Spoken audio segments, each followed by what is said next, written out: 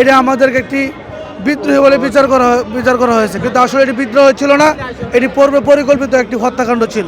কারো মেয়ে কারো ছেলে এখন পর্যন্ত দেখা গেছে তার বাবাকেও দেখতে পায় না, এরকম হয়েছে। আর আমরা যারা নিরপরাধ আমাদেরকে যেন চাকরিতে পুনর্বহাল করা হয়, এটাই আমাদের দাবি। আমরা চাচ্ছি যে আমাদের পুনরায় চাকরি ফিরিয়ে দেওয়ার জন্য, আমাদের ক্ষতিপূরণ সরকার চাকরিতে বহাল রাখার জন্য। আমরা নেত্রকোনা থেকে এসেছি, অনেক দূর দূরান্ত থেকে, আমাদের ফ্যামিলি নিয়ে অনেক কষ্টে আছি, অনেক কষ্টে জীবনযাপন করছি। আমাদেরকে যে আইনে বিচার করা হয়েছে এটা আমাদেরকে একটি বিদ্রোহী বলে বিচার করা হয়েছে, কিন্তু আসলে এটি বিদ্রোহ ছিল না, এটি পূর্বে পরিকল্পিত একটি হত্যাকাণ্ড ছিল। সেই হত্যাকাণ্ডের মাধ্যমে যারা জড়িত তাদেরকে বিচার করা হোক, আর যারা জড়িত না সবাইকে চাকরিতে বহাল করা হোক। জেলবন্দি যারা আছে তাদেরকে মুক্তি দেওয়া হোক। 18,500 পরিবার মানবতার জীবনযাপন করছেন। কারো চুলায় এখন দেখা গেছে যে হাড়িও বসানোর মতো অবস্থা নাই। কারো মেয়ে কারো ছেলে এখন পর্যন্ত দেখা গেছে তার বাবাকেও দেখতে পায় না, এরকম হয়েছে। তো আমরা সর্বশেষ সরকারের কাছে উদাত্ত আহ্বান জানাবো, যাতে করে 18,500 পরিবারের ভিতরে যারা আছেন বিনা দোষে চাকরিচ্যুত হয়েছেন, পানিশমেন্ট খেটেছেন, তাদেরকে চাকরি পুনর্বহাল, ক্ষতিপূরণ দাবি এবং জেলবন্দি যারা আছে তাদেরকে মুক্ত করার জন্য উদাত্ত আহ্বান জানাচ্ছি। বিগত সরকার যেভাবে ফ্যাসিস্ট আচরণ করেছে আমাদের উপর, আমরা আশা করি এরা আমাদের সাথে এরকম ফ্যাসিস্ট আচরণ করবে না। আমরা বিচার চাই, সঠিক বিচার চাই। যারা অপরাধী তাদের শাস্তি হোক, এটাও আমরা চাই। আর আমরা যারা নিরপরাধ আমাদেরকে যেন চাকরিতে পুনর্বহাল করা হয়, এটাই আমাদের দাবি।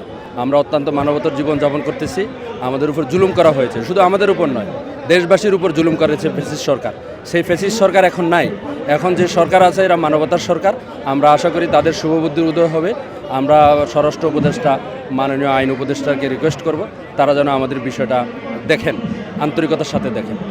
এই খুনি হাসিনা ফ্যাসিস্ট সরকার আমাদেরকে জামাত বিএনপি স্বীকৃতি দিয়ে লাস্ট বিডিআর নাম হিসেবে আমাদের যে ব্যাচটা ছিল ৭৬তম ব্যাচ, সেই ব্যাচের পরিকল্পিতভাবে আমাদেরকে চাকরিচ্যুত করে, আমাদেরকে 4-4 করে 5-5 জন করে গাড়িতে উঠাই দিয়ে বাইতুল ইজ্জত সাতকানিয়ার থেকে আমাদেরকে বিতাড়িত করে। সরকারের কাছে আমরা দাবি করব, প্রধান উপদেষ্টার কাছে, স্বরাষ্ট্র দপ্তরের কাছে, যে আমরা যেন পুনরায় আমাদের এই নিয়োগটাকে পুনর্বহাল করতে পারে এবং আমাদের যে সকল বিডিআর আছে সে বিডিআর ভাইদের নাম সাবেক বিডিআরের জায়গায় যাবে।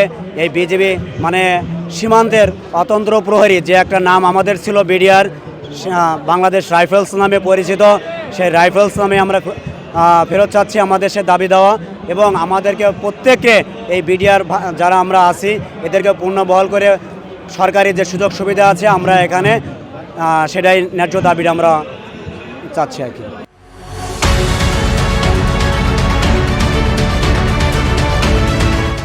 2009 সালে যে বিডিআর হত্যাকাণ্ডের নামে যে নাটক চালানো হয়েছে, সেই নাটকের বলি হয়েছে বাংলাদেশের 18,500 বিডিআর সদস্য। সেই 18,500 বিডিআর সদস্যের ভিতরে কেউই দোষী না।